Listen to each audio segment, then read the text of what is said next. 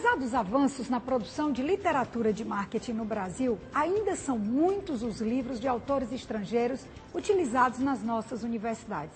Escolher bons livros de marketing, mais do que um trabalho árduo de pesquisa, requer por parte dos professores e dos alunos uma análise profunda sobre a realidade do Brasil e do exterior. Caso contrário, o estudo da literatura existente, mais do que esclarecer, pode causar mais dúvidas sobre o tema. Esse é o ponto do nosso Tira-Teima de hoje, ensinando e aprendendo marketing. E vamos a uma pergunta do nosso Tira-Teima de hoje. Celina Oliveira, estudante de Administração e Marketing de Fortaleza, pergunta: professora, por que temos uma produção tão escassa de publicações para o estudo de marketing? De quem é a responsabilidade? Como e quando esse quadro vai mudar? Celina, esse quadro já está mudando. Na verdade, hoje nós temos muitas publicações na área de marketing. Para citar alguns autores, eu posso lembrar de Alexandre Las Casas, Marcos Cobra, Juraci Parente, André Urdan, Áurea Pulga, Inês Pereira. Recentemente tivemos em Fortaleza, num evento da Editora Atlas com a Universidade Federal do Ceará, Miriam Bretes, que é Agnaldo Lima. Então tem muita gente boa escrevendo.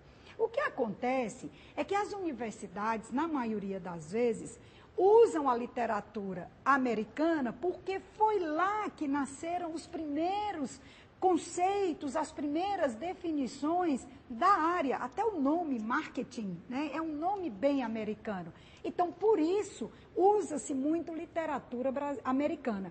Mas o Brasil já tem boas produções. O que a gente pode fazer como professor de marketing, e aí vai uma recomendação, é buscar conhecer o que o Brasil já produz nessa área e usar como bibliografia complementar nos cursos onde o marketing está inserido. E vamos a mais uma pergunta do nosso Tira-Teima de hoje. Antônio Pereio de Oliveira pergunta, de Fortaleza, pergunta: no seu entendimento, qual o maior desafio do professor da disciplina de marketing e o que pode ser feito para superar este desafio? Antônio, o maior desafio de um professor de marketing ou de qualquer outro professor, que me perdoe meus alunos, mas é fazer aquele pessoal querer estudar. Isso é o maior desafio. Uma das brigas que eu tenho na universidade, no bom sentido, é fazer com que os alunos leiam. Tem que acabar com essa história de ficar só apenas estudando pelo caderno. É por isso que no final ficam achando que não tem literatura em português, literatura brasileira sobre a área de marketing. É abundante a área de marketing e literatura brasileira. Agora, o que precisa fazer é com que eles tenham interesse em ler, em ir aos livros. Existia antigamente um chavão que se dizia que o que se aprendia na universidade estava muito distante da realidade do mercado.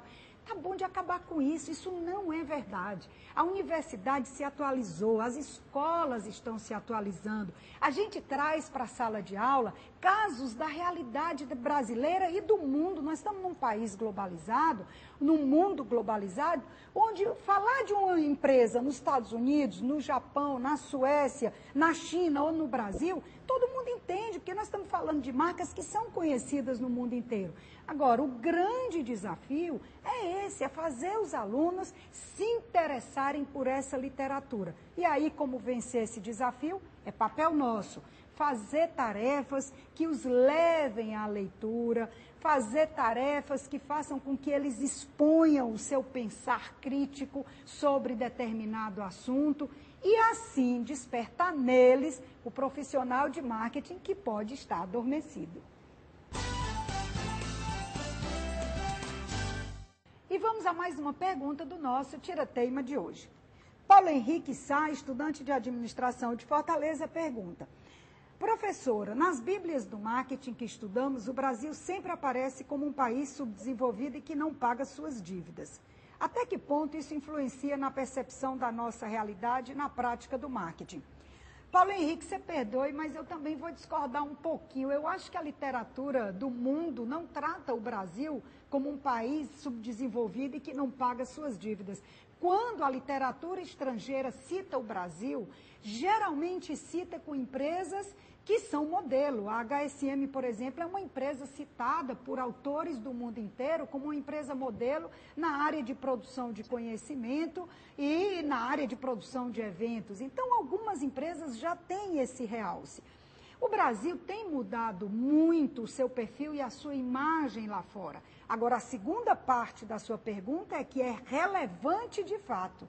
Até que ponto essa visão que você passou de subdesenvolvimento e de país devedor influencia na percepção da nossa realidade e na prática do marketing? Isso influencia muito, porque essa percepção é muito de nós mesmos. Nós ainda não crescemos a ponto de nos ver como um país, de nos vermos, perdão, como um país produtor de conhecimento que somos, como um país que valorize sua universidade, e isso é necessário, como deveria valorizar. Nós temos no Brasil um pouco a inversão de valores, né? Nós temos algumas áreas de atividade, alguns setores de atividade que são muito mais bem remunerados do que o setor de produção de conhecimento. E o setor de produção de conhecimento, inclua-se aí as universidades, as escolas de uma maneira geral, é que gerarão os profissionais que irão amanhã mudar a prática do marketing nas organizações. Então, na hora em que nós passarmos a nos ver, a nos enxergar como produtores de conhecimento e podemos exportar esse conhecimento, aí sim nós mudamos de fato a imagem do Brasil lá fora.